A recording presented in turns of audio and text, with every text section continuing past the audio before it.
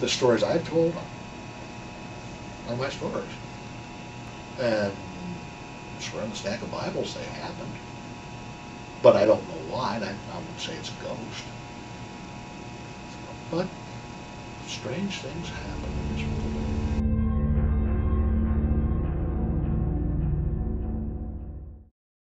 Zanita was a graduate of Rhode Island.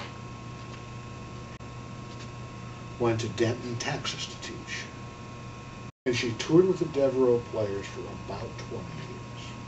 She retired, met Harry Bayless, a West Coast financier, and married him. He died right around World War II. I think 1950, she and her mom would go to the West Coast in winter, because her mom couldn't take the nice Iowa weather anyway. On their way to California that year in November, I've seen 3 different dates in the archives. She died. She had a stroke in Tucson. Nora took the body with her to the West Coast and left it in state. She wasn't buried until like March or April.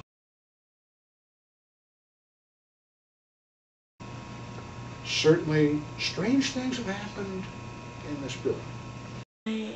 We'll go to turn off our TV and then we'll like throw the channel checker on the bed, and then like 2 seconds after it lands, like the TV will turn back on a totally different channel.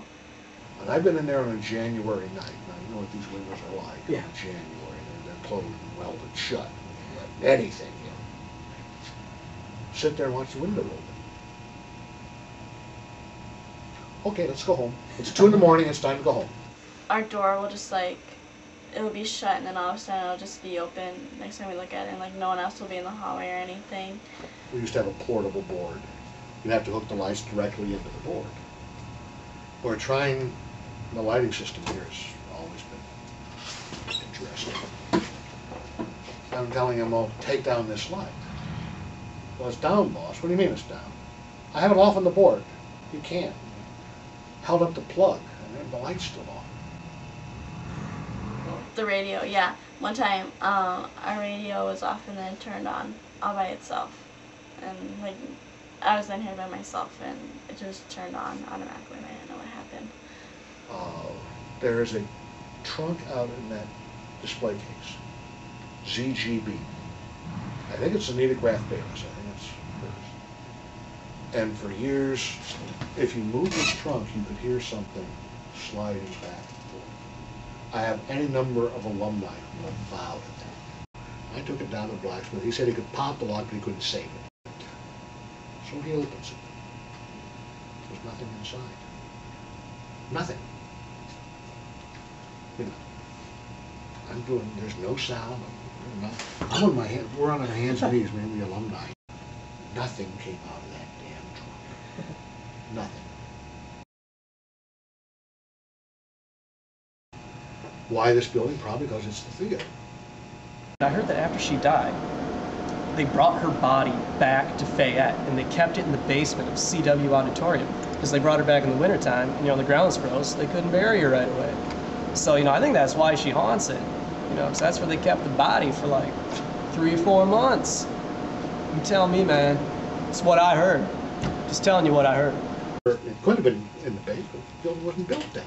The building wasn't here. So far, like for my 3 years being here, I've heard a couple different stories about how she supposedly died during the winter and they couldn't bury her body, so they put her in the basement of CW. You hear little weird rumors about her walking around on the girls' first floor. It's always dark down there and kind of gloomy, so man, I've never really seen it myself, but I always like hear little rumors and things like that, but I have no experiences like firsthand. I have no explanation. Like any ghost story, there is an enormous amount of exaggeration. Right. Well, I heard like a while back, there's these kids, they'd heard about the legend of Zanita and all that, and you know, they heard she haunted like First Floor North and she haunted Garvey, and so they went to like check it out over in CW one night, and you know, the university will deny it, but those kids died. No students have ever died in the basement of Colgrove Walker or CW Auditorium. No students have ever died.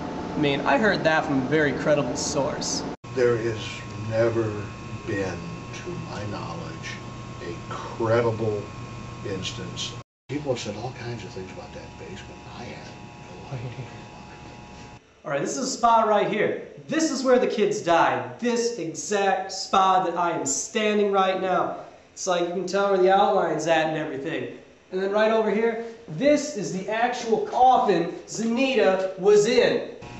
Where the hell did you dream this one up?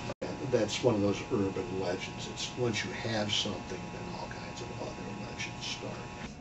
Well, I've actually never had any experience with Zanita herself, but I have heard stories about some of the other ghosts in CW. The most famous one I've heard is one of the cooks that used to be in CW. If you're in there and you're feeling kind of down, he'll ask you if you want a cookie to cheer you up. There's also a guy downstairs who will charge at you if you open the basement door. And there's one of the old crew, one of the tech crew members who will move the curtains around too if you're in CW a little too late. That being plugged, that's not possible. No, I'm sorry, I don't know about any ghosts. You know what you're talking about? Impeccable witness.